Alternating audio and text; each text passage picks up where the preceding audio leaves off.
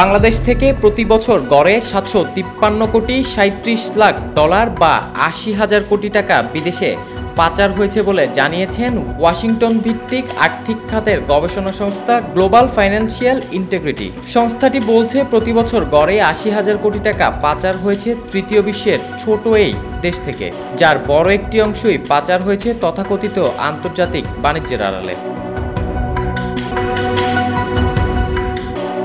অর্থনীতিবিদরা বলছেন যেভাবেই হোক পাচার হওয়া অর্থ ফেরানোই এখন মূল চ্যালেঞ্জ। তারা আরও বলছেন গত কয়েক বছর ধরেই ডলার সংকট, ভঙ্গুর অর্থনীতি, মূল্যস্ফীতি সহ নানাবিধ টানাপোড়েনে দেশের অর্থনীতি, যার অন্যতম কারণ অর্থ পাচার। বৈশ্বিক বাণিজ্যিক ভিত্তিক কারসাজি, হুন্ডি, চোরাচালান সহ নানাবিধ পন্থায় বিশ্বের বিভিন্ন দেশে পাচার করা হয়েছে লক্ষাধিক কোটি টাকা।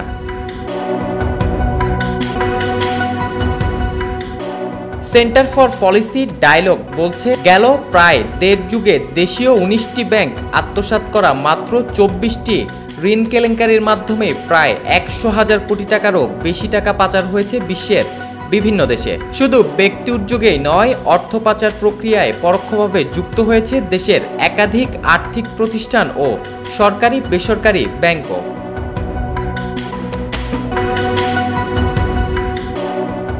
পাচার হওয়া অর্থ ফেরাতে বেশ কয়েক বছর আগেই বাংলাদেশ বহু দেশের সঙ্গে একাধিক চুক্তি করে। অর্থনীতিবিদরা বলছেন সেই সব চুক্তি এবং সংশ্লিষ্ট দেশগুলোর সঙ্গে যৌথ উদ্যোগ জারি রাখতে পারে বর্তমান সরকার।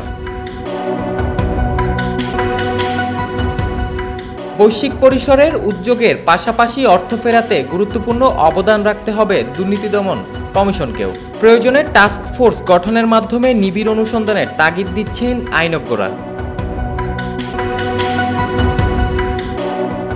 সুপ্রিম কোর্টের আইনজীবী ব্যারিস্টার সৈয়দ মাসিফ হোসেন বলেন, দুর্নীতির মাধ্যমে টাকা আত্মসাৎ বা পাচার করা হলে সেটা উদ্ধার করার সক্ষমতা আছে দুদকের। দ্রুতই যতটুকু